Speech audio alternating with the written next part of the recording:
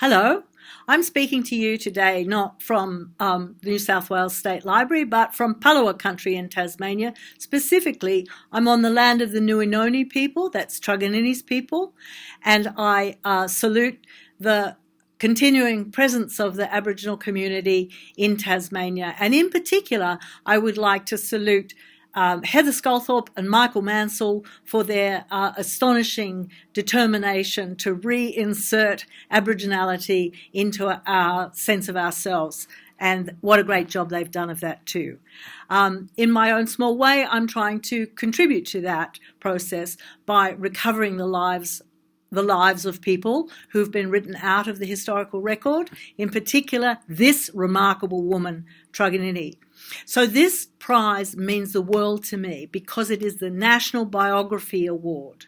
And so it is telling me that a life that is basically not to be found in the traditional building blocks of biography, a life of a woman who is silent in the historical record can be recovered and made into a biography.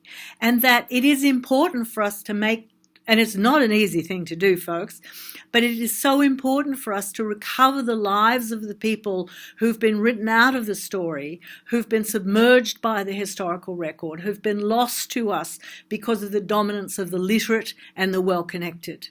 So thank you to the three judges, all of whom have made an excellent choice, obviously, and each one of them are people I personally admire. Thank you to the State Library of New South Wales, and thank you to the Nelson Mears Foundation for their generosity. But above all, I have to thank my publishers, my wonderful publishers at Allen and Unwin, who are, of course, groundbreakers in this kind of work and have done me proud. I couldn't be happier and I couldn't have a better publisher, and especially you, Elizabeth. I'd also have to single out Philip Campbell, who is responsible for this fabulous cover. And I look forward to working with you again.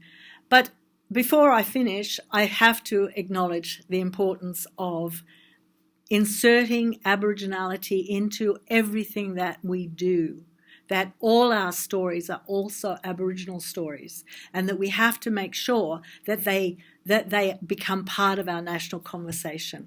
So thank you again to everybody, and I can't tell you how much of a thrill it is. I am thrilled to bits.